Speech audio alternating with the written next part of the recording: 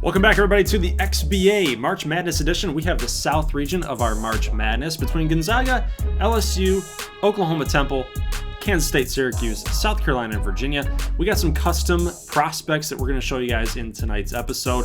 There are a couple teams in this mix, mainly Oklahoma, LSU, who do not have any customs on their team, nor Virginia. So there's a couple teams in this matchup that don't have customs on their teams, guys, but we will be talking a little bit more extensively about those custom players, namely on Gonzaga Bulldogs here, Lloyd Rosato. You guys can see him there in the upper part of the screen. He will be up on your upper right corner right there, trying to work down low a little bit. So watch out for him, number 35. Now he's working his way down to the bottom. This shot's going to go off a little bit, and LSU is going to take it back out here. So some pretty interesting matchups here so far in this South bracket that we're going to be taking a look at tonight. But namely, I think the most interesting one is going to have to come for that K-State and Syracuse matchup, which will actually be the last one that is shown tonight. And we got two customs that are going to be battling against each other in that one, and we'll get to that in just a few moments. It's about a 21-minute premiere, so here we go. Lloyd Rosato going to make this 2. Jennings, a non-custom, going to make this 3. This is a player that can kind of get streaky a little bit. You can see here, Wallace, top of the key, 3-ball, 18-12 currently, 6-point lead. Jennings in the corner again, hitting that 3. So a couple guys on Gonzaga, probably non-customs that we want to watch out for here, namely Jennings is hitting a lot of 3-balls. I just talked about him, his profile a little bit. Kind of streaky, he can get hot. He's kind of like Brandon Jennings. If you guys remember, Brandon Jennings used to play for the Bucks and the Pistons, I believe. He's kind of a journeyman type of guy. No relation to Brandon Jennings, given the last name, but it's kind of funny that he's kind of streaky, kind of like Brandon Jennings. But we see this is kind of a blowout, guys. This is kind of a blowout. 32-20 right now at the half, and this 3-ball is going to go in again for Jennings, and that's 40-20 right here at the end of the half. So by and large, Gonzaga holding on strong here to that number 1 seed in the South region. They are taking care of business here against LSU. I mean, you look at Jennings' numbers here. He's got 12 points at the half. He's, by and large, he's not done. He's not done. Don't count him out just yet. Look at this block down low. LSU just cannot do anything. Look at that pass.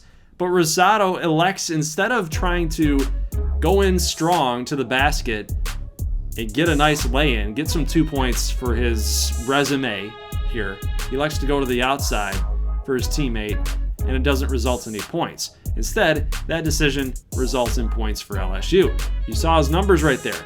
9 points per game, about six assists on average per game, which is, I mean, those are not bad numbers, but it seems to me like Gonzaga doesn't like to use Rosato where he should be used, how he should be utilized a little bit. I think that they're kind of using him as a decoy a little bit to open some things up.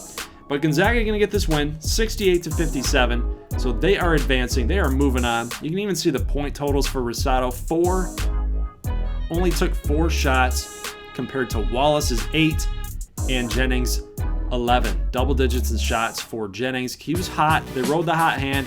Nothing wrong with that, but really no standout performances here for LSU either. I'm just not really impressed with anybody that was on LSU's roster, or at least how they played here, so I don't anticipate any of those guys getting into the XBA draft or free agent-esque type of deals. So let's go ahead and take a look here at Virginia against South Carolina.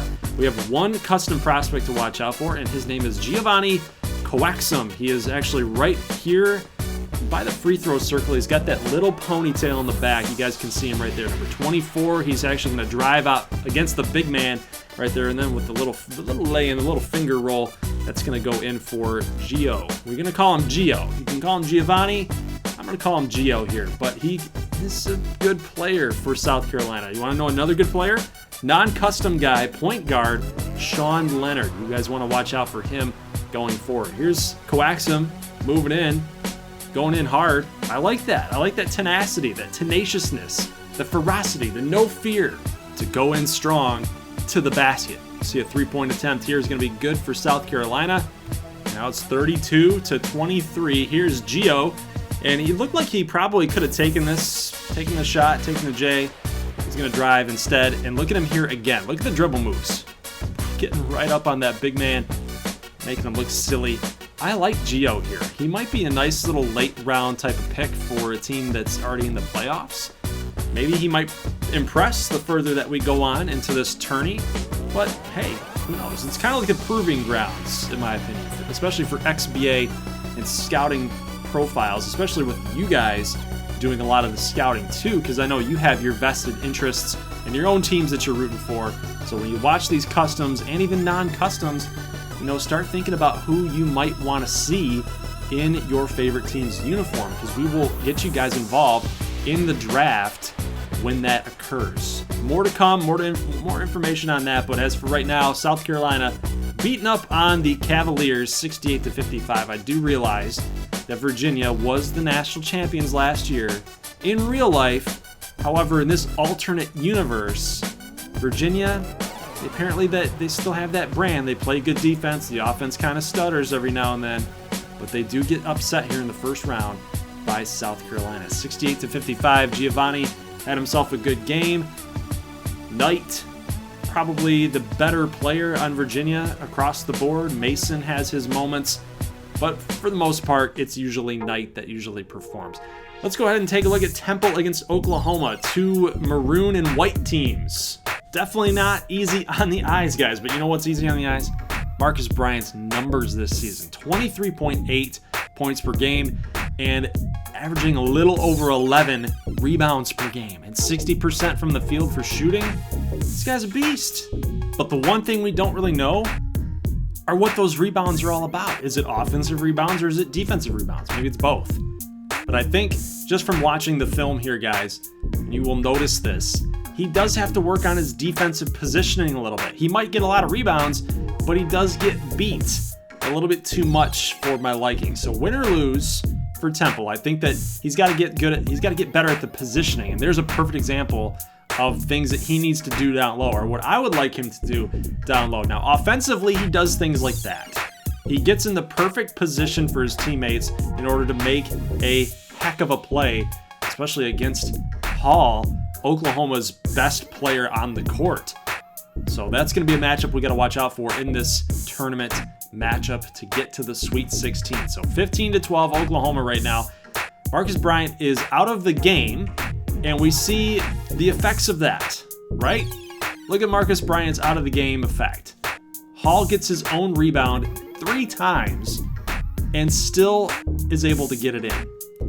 This shot by Gill, a 3-pointer good. Look at this. Gill going in hard. Bryant again with the foul. So again, defensive positioning for Marcus Bryant seems to be kind of his weakness a little bit. You see Hall just kind of schooling him a little bit. He's already gotten 2 fouls. He doesn't want to foul out. This is a smart play by Hall. And then Bryant's going to try to work on Hall here to try to get him to foul out. Hall has 4 fouls currently. So Bryant offensively is a very smart player, but defensively, he's got to be a little bit better. So at the half, Oklahoma 42-30, and it's like, I feel like it's not even close right now. Oklahoma seems to be making everything that they're hitting. They got this guy, Malcolm Hall, 9 points, 4 of 7 in 14 minutes. He's having himself a heck of a tournament game here in the second round here, guys. Here's a 3-point shot. Move a little bit further on, 53-36. Temple finally starts getting a little momentum going here, 59-45. Then Bryant's got good defensive positioning there. A little bit off on the shot, but look at, again, what this big man can do. Instead of going in and driving in, he says, no, man, we need a 3 really bad. Now I'm just going to go ahead and take it. Now watch him offensively again. Look at the moves. He's great. He pulls his team within 9. This shot's going to go in good, 61-52. Here's Bryant working on that little bit of a double team and just that power move against the inferior-sized Oklahoma player. I like to see it. It's a really good offensive performance by Marcus Bryant right now. And watch him yet again, finding the open man, and it's going to land. So 66-59, Oklahoma. Hall 2 points good, 68-59. So 2:27 left to go in this game, and Temple down 7 points as we jump a little bit further ahead. And here's Hodges, and watch the positioning, the offensive positioning, the wherewithal by Marcus Bryant in order to get that dunk and wide open to get that 2 in. Hall against Marcus Bryant, nothing doing there for him defensively.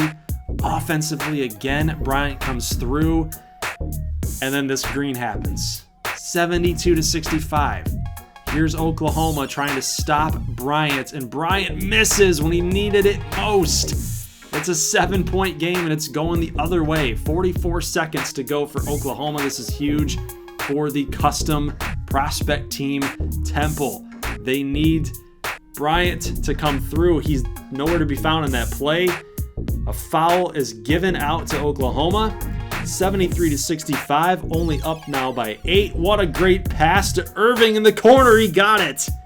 He got it. It's a 5-point game now, so they will have to foul with 27 seconds left. And Oklahoma makes both free throws to go up 75-68. Here's Bryant on the double team, and somehow, some way finds Hodges with the bounce pass, and this 2-ball is good. 75-70, they're going to foul again. Oklahoma hits this one, and Gibbs here is going to make the second. So now down by 7 points, guys. Temple's next shot doesn't go through. Oklahoma's going to survive and advance to the Sweet 16. So unfortunately for Marcus Bryant, I think his defense cost Temple the game. I'm going to say it. I hate to say it because I threw Juan Argueta and Kevin Banks under the bus for their size, but I think Marcus Bryant's inability to have his positioning correct down low, I think cost them points in the paint. Hall, 6 of 10 from down low, so 60%. I think he's got to be better. He's more talented than Hall is. I think he needed to be better in that matchup. So guys, let's go ahead and go to the most anticipated matchup, in my opinion. K-State against Syracuse. Jamaal and Colo against Apollo St. Patrick. 2 offensive scoring machines in this matchup. I think that this is such a cool matchup, color-wise too. I mean, orange, purple. I mean, how can you go wrong? Right? There's another player here, non-custom player, Sylvester Forbes. We got to watch out for this guy too.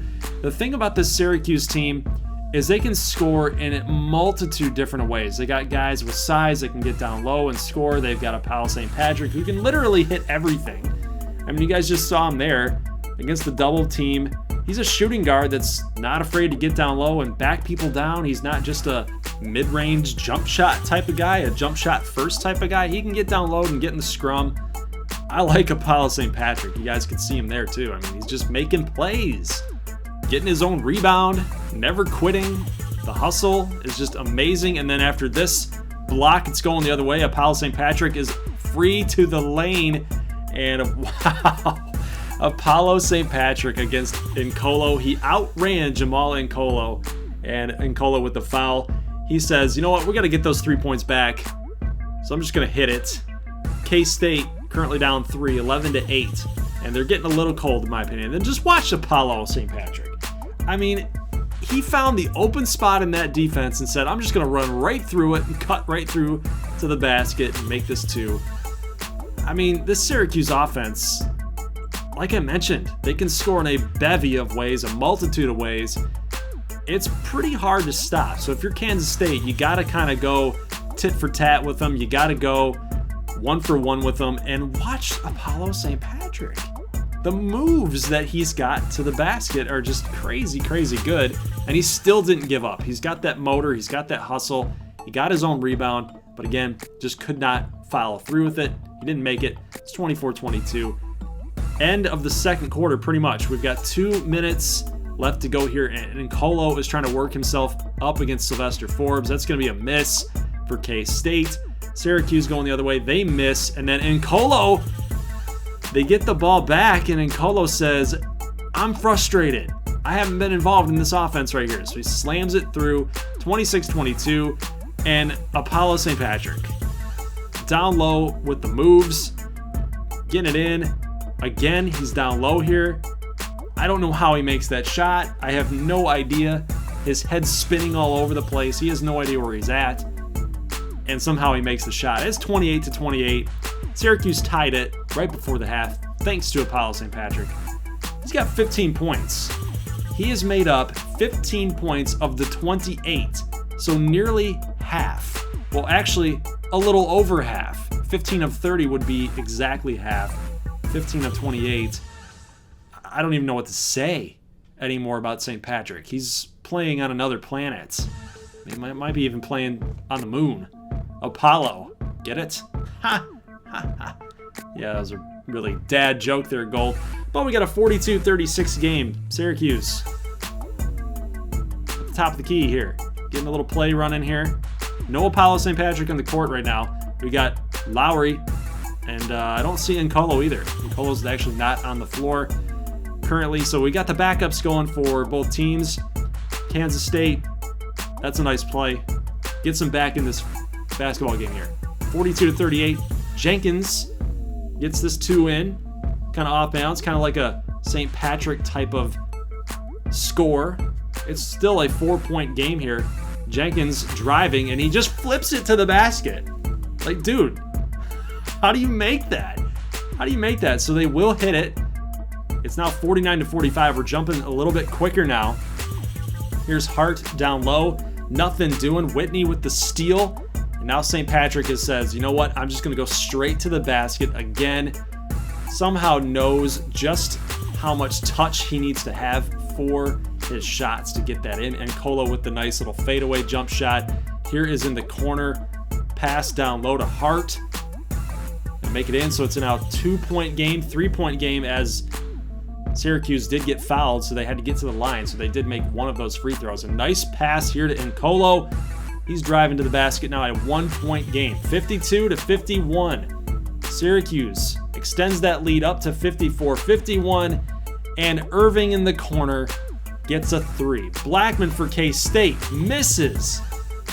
So a 6-point game. That would have been huge to get that 3 back. Sylvester Forbes going down low. He misses. Kansas State with a minute 42. Oh, can this shot go? It misses, but Nkolo with the rebound. He gets hacked by Hill. So these free throws for Kansas State are going to be huge for their chances to come back. They're still fighting. They still got it going on. Nkolo makes 2 of his free throws. 57-53. Apollo St. Patrick. No gravity with the slam dunk. Now 59-55. St. Patrick misses. K-State the other way hits a 2. It's a 2-point game. So just when you thought that slam dunk was going to be the dagger, Kansas State still finding a way to fight back here. 20 seconds. Now down to 17. So a 3-second shot clock differential from the play clock. And oh, he missed, but what a rebound, an offensive rebound for the putback by Hill. 61-57. Inbound pass to Nkolo. He got it. Nkolo, look at him. He's just walking off like it's nothing. Ice in Nkolo's veins here, guys. What a huge shot. So now Kansas State's going to have to foul on Syracuse. You know where they're going. They're definitely going to St. Patrick here. So he does get into the bonus. So now Apollo St. Patrick gets to the line. He's going to hit the first one because of the green shot, the green light. Now this is a big one. It's a lot easier to get a 2 than it is a 3 because Kansas State still has a timeout. They can inbound it from that timeout. So this is huge. And he missed. Apollo St. Patrick misses the free throw. He's been so automatic. So now the question is, do you go for 3? Do you go for the win? Or do you try to get to overtime? 4 seconds left. Pass it. Get down there. Shoot it. It's blocked. It's blocked down low. And Kansas State just could not get the shot off in time. They should have passed it out a little quicker. But Syracuse is going to hang on and win this matchup in advance to the Sweet 16. that is really hard to swallow if you are Jamaal and Colo. You played your heart out, 6 of 13 for 16 points. You carried your team with 8 rebounds too. That's tough, man. That's really tough. I don't know why you wouldn't go to him in the clutch versus your center. That's kind of a tough play call for me to handle for that. I don't know, but hats off too to St. Patrick and this Syracuse offense, guys. They played really, really well. And now we're moving on. We are moving on. The drama is over for the round of 32. And we are going to the Sweet 16. You can see the matchups here up on your screen, as well as the results of each game from round number 2. So we got USC against Tennessee with Perry Puff Jackson. We got Louisville against Washington with Zagarach. Michigan against UNC with Andre Joyner and EJ Sanders. We got a lot of custom prospects in the Sweet 16, guys. And I think the one that I'm most excited to watch is probably that Virginia Tech and Minnesota matchup, because I really want to see how Maximilian St. Paul and Tyus Knight are going to fare against that Virginia Tech Big Three. So guys, leave a comment in the comment section below. Leave a like if you like this thing, and I will see you later on in the week for the Sweet 16. As always, peace.